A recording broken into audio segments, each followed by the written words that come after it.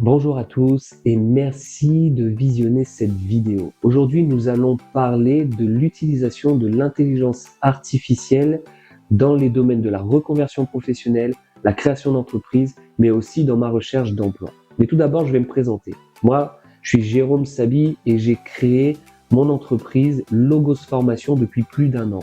Je propose des formations en ligne, des accompagnements professionnels pour justement coacher, aider à la création d'entreprise, la reconversion professionnelle, mais aussi la recherche d'emploi. Je propose aussi des formations en industrie et en hygiène alimentaire.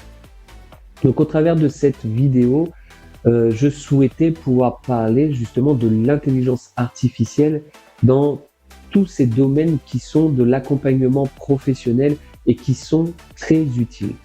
Alors, bien sûr, la liste ne va pas être exhaustive. Il y a des choses peut-être que vous pouvez trouver que je ne vais pas citer. Mais en tout cas, l'objectif étant d'être au plus profond de ce qu'on peut retrouver au travers de l'intelligence artificielle. Donc, sans plus tarder, nous allons commencer et voir ce que nous allons voir au travers de cette vidéo.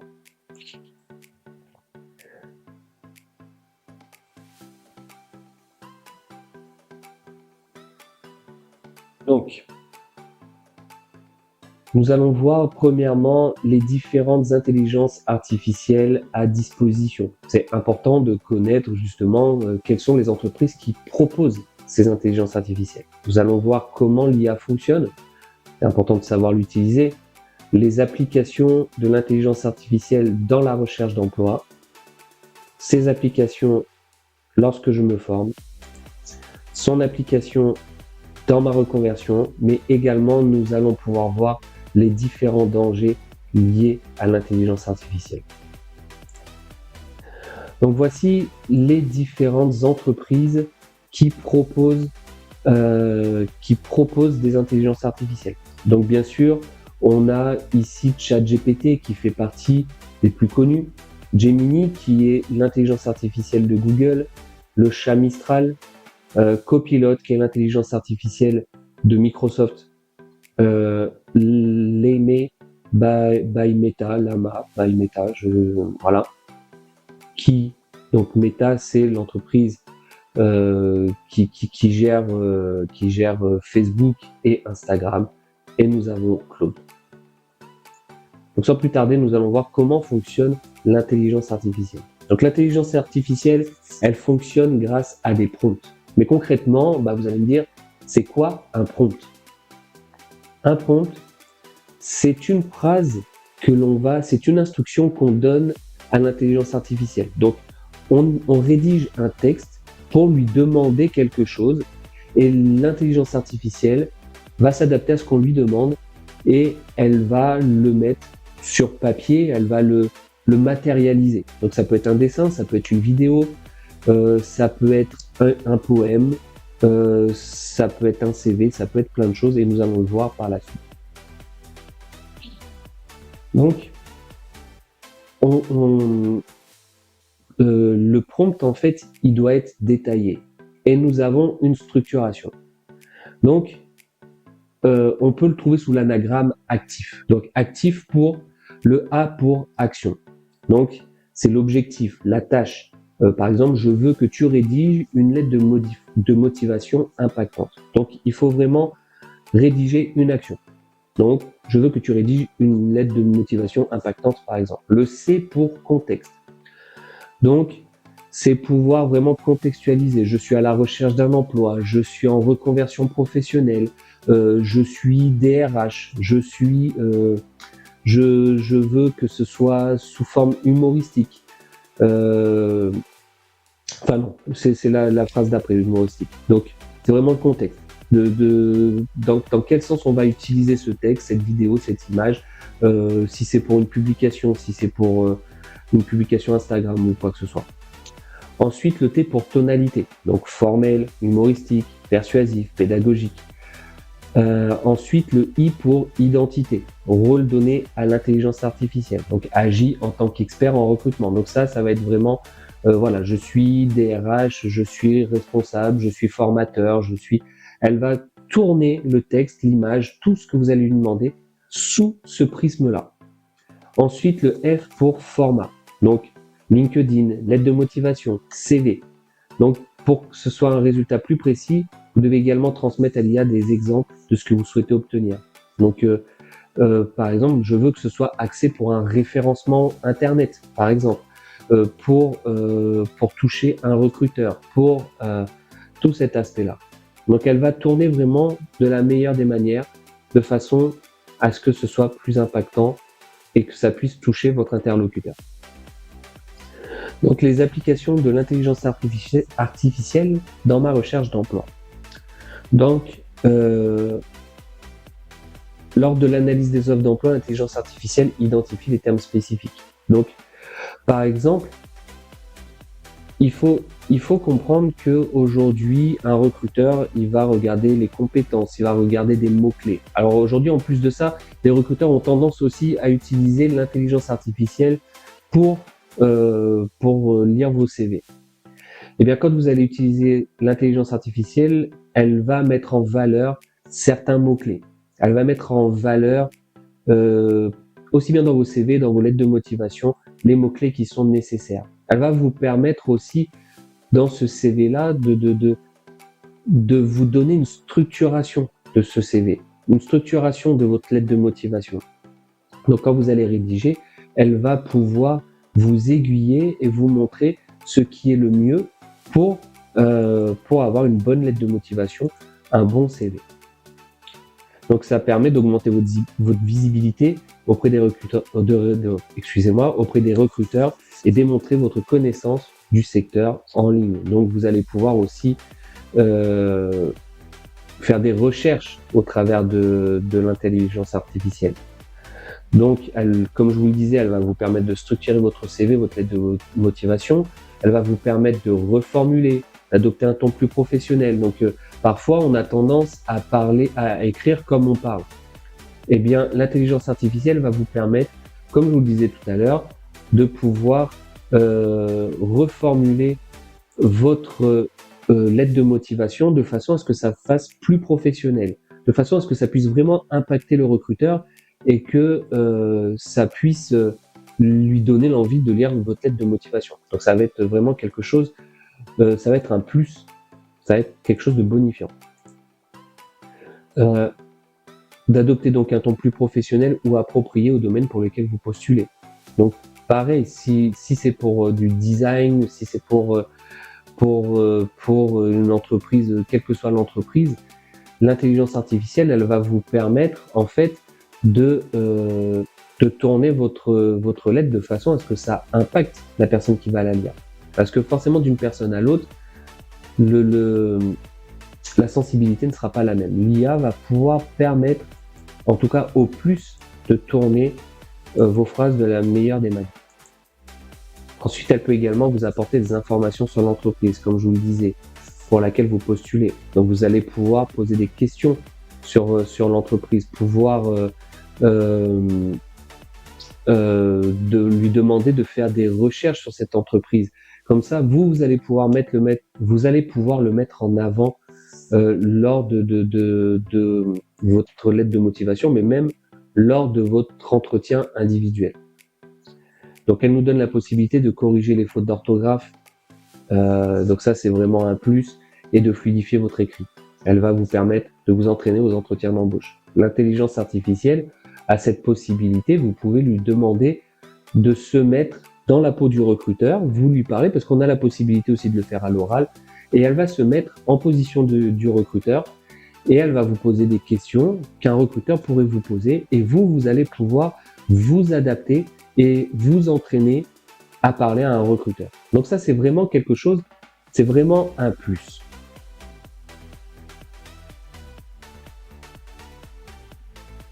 C'est un plus qui n'est pas négligeable, on est bien d'accord. Donc les applications de l'intelligence artificielle lorsque je me forme.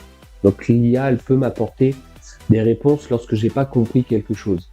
Le formateur, il est là, il a parlé pendant donc toute la journée, j'ai eu une formation, toute la journée, j'ai dû échanger. Il y a des aspects, des choses que j'ai compris, d'autres que je n'ai pas compris. J'ai posé la question une fois, deux fois, trois fois au formateur, il m'a répondu, mais fin de journée, je me rappelle plus eh bien, l'intelligence artificielle va pouvoir me donner des réponses par rapport à ça. Elle va éclaircir les choses, reformuler. Donc c'est aussi un plus qui va me permettre de mieux assimiler ce que j'apprends lorsque je me forme.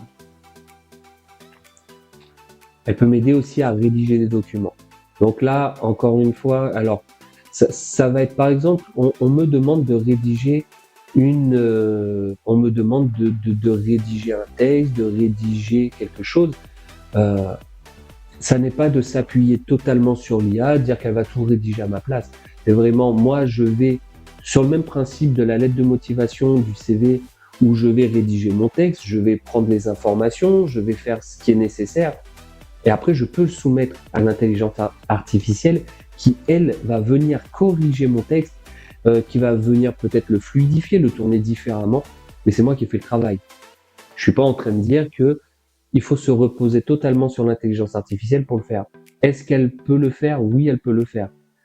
Et j'ai envie de dire, là, ça retire un peu de sa capacité de travail, de sa capacité de réflexion. C'est important de faire les choses soi-même. Donc, voilà. Elle va permettre de reformuler mon texte, de le tourner différemment. Elle me permet d'apporter, de structurer mon texte. Elle m'aide également dans mes recherches. Donc, il y a des recherches que vous allez faire. Et des fois, on va faire des recherches sur Google, on va faire des recherches un peu partout. Mais on va pas toujours tout trouver. L'intelligence artificielle, quand on va lui poser la question, elle va pouvoir nous donner la réponse parce que elle a ce fichier, elle est reliée directement justement à Google et tous les moteurs de recherche, et elle va nous donner la réponse. Donc, ça va être un plus vraiment dans mes recherches. Dans cette optique-là, elle va m'apporter des réponses que peut-être parfois je ne trouverai pas. Donc, c'est vraiment important. Donc ensuite, nous allons voir ce que l'intelligence artificielle peut m'apporter dans ma reconversion. Donc, elle peut m'aider à évaluer la faisabilité de mon projet professionnel. Donc, encore une fois, on peut venir devant l'intelligence artificielle et lui dire, voilà, moi j'ai pensé à telle chose, j'ai tel diplôme, donc lui apporter toutes les informations, et elle peut nous dire si c'est faisable. Elle peut nous dire, par exemple, moi je veux me reconvertir, mais dans quel domaine je dois le faire?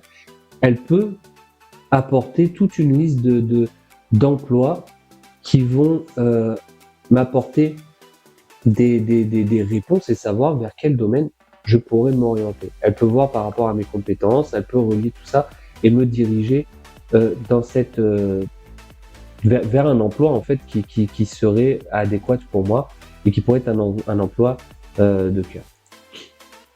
Elle peut également me donner un ordre d'idée de ce qui est nécessaire pour accéder à un nouvel emploi. Donc les diplômes, les compétences, les expériences. Elle va vraiment le lister et me donner les réponses nécessaires. L'IA, elle analyse votre profil. Donc, comme je vous le disais, vous allez lui soumettre vos compétences, vos diplômes, toutes ces choses-là, et elle peut dire, bon, ben, avec tel diplôme, avec telle compétence, bah, tu peux t'orienter vers tel domaine. C'est tout à fait faisable. Elle peut faire des recommandations personnalisées. Donc, elle peut, comme je vous disais, dire tu peux travailler dans tel domaine, tu peux t'orienter dans tel domaine. Si tu passes tel diplôme, tu peux t'orienter dans ce domaine-là, par exemple. Donc, juger de la faisabilité du projet, utiliser l'IA pour se former, trouver la formation professionnelle parfaite, identifier les aides financières. Toutes ces réponses-là, elle va les apporter. Vers quelle formation je dois m'orienter, apporter certaines réponses aussi. Se former sur certains domaines, elle peut nous enseigner sur certains domaines, alors elle va pas nous donner le diplôme, donc c'est ça aussi, et elle peut me guider, structurer vraiment tout mon projet et me dire tout ce qui est nécessaire pour que je réussisse dans ce projet-là. Donc c'est vraiment quelque chose d'intéressant et c'est vraiment un plus, c'est vraiment une force. Mais il y a un mais. c'est là où il y a un certain danger chez l'IA. C'est que l'IA, elle n'est pas fiable à 100%. Certaines de ses réponses, elles vont être erronées. On peut voir le taux de fiabilité de ChatGPT, par exemple, il varie entre 60 et 90% en fonction des contextes. Donc, ça veut dire qu'il y a des moments, ce que ChatGPT va me dire, c'est fiable à 60%. Sur certains contextes, ça peut être fiable à 90%. Pourquoi ? Parce que l'IA, elle se fie à certaines... il y a déjà forcément une marge d'erreur, mais elle se fie à un certain contexte. Elle va pas s'adapter à 100% à vous. Et c'est ça qui peut être dangereux. Si on s'appuie trop sur l'intelligence artificielle, il y a des aspects qu'elle ne va pas relever. Donc, elle peut, comme je vous le disais, vous accompagner vers une formation, dans une reconversion, une création d'entreprise. Et on pourrait dire, dans ce cas, j'ai plus besoin de formateur, j'ai plus besoin de coach, j'ai plus besoin de personne. Je vais le faire avec l'IA. Toutefois, l'IA, il y a des subtilités qu'elle n'a pas. Elle s'appuie sur des généralités, comme je vous le disais, mais elle s'appuie pas sur vos besoins réels. C'est-à-dire que vous pouvez avoir des compétences qui sont liées, on va dire par exemple, j'ai travaillé en tant que maçon pendant 20 ans, je veux me reconvertir. Elle peut dire que les compétences que vous avez peuvent vous emmener par exemple vers le métier de formateur. Et ça peut être vrai. Pour autant, dans votre cœur, dans votre pensée, dans votre façon d'appréhender les choses, le métier de formateur est peut-être pas pour vous. C'est peut-être pas dans ce domaine-là que vous allez vous orienter. Donc, si vous vous fiez à ce que vous dit l'intelligence artificielle, vous allez vous orienter vers le métier de formateur pour former, par exemple, dans le domaine de la maçonnerie. Sauf que, il y a d'autres aspects dans la formation qui ne vous conviendraient pas.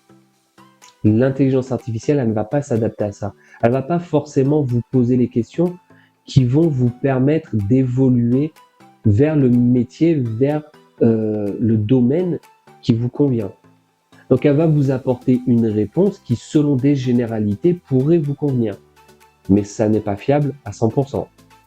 Donc, l'IA, ça n'est pas un être humain. Quand vous allez parler à une personne, quand vous allez parler à un formateur, à un coach, il va vous poser des questions qui vont lui permettre de comprendre ce qui peut être le mieux pour vous. Et il va chercher à comprendre, en fait, avec vous, comment évoluer. Donc, comme je vous disais, elle n'est pas humaine. Donc, elle ne va pas s'adapter forcément à vous. C'est une machine, ce sont des généralités. Le risque de totalement s'appuyer sur l'IA, c'est de ne plus réfléchir par soi-même. Et c'est un grand danger. Aujourd'hui, se dire que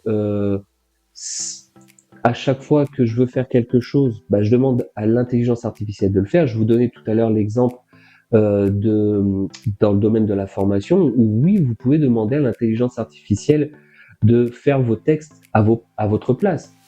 Mais pour autant, c'est pas vous qui avez fait la chose, c'est pas vous qui avez réfléchi. Donc l'intelligence artificielle, elle va le faire à votre place.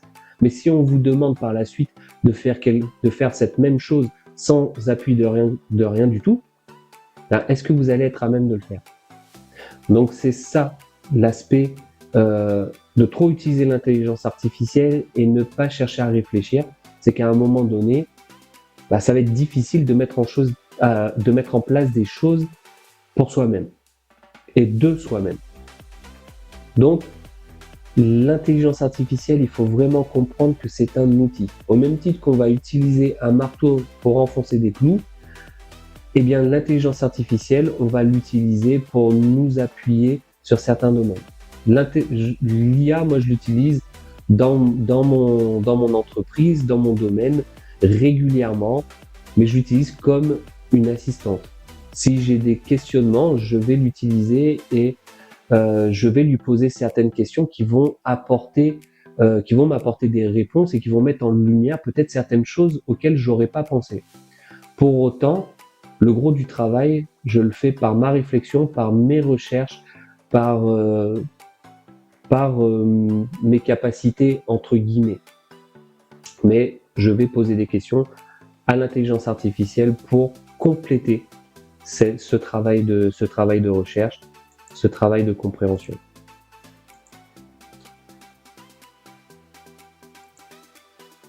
Donc, comme tous les outils, il est important d'utiliser l'intelligence artificielle à bon escient. De cette manière, nous aurons une force entre les mains. C'est vraiment, ça doit être un appui et se dire je peux faire les choses par moi-même, je peux vraiment avancer par moi-même, mettre en place des choses et l'intelligence artificielle, elle sera là vraiment pour me donner une force supplémentaire.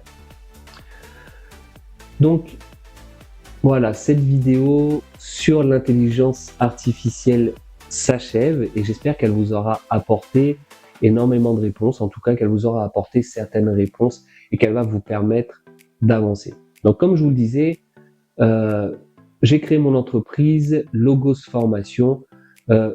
C'est une entreprise de formation en ligne et d'accompagnement professionnel. Donc nous proposons différents accompagnements professionnels pour vous aider à la création de votre entreprise, à vos recherches d'emploi, mais aussi à votre reconversion. Notre objectif, c'est vraiment que vous puissiez réussir dans tous vos projets professionnels.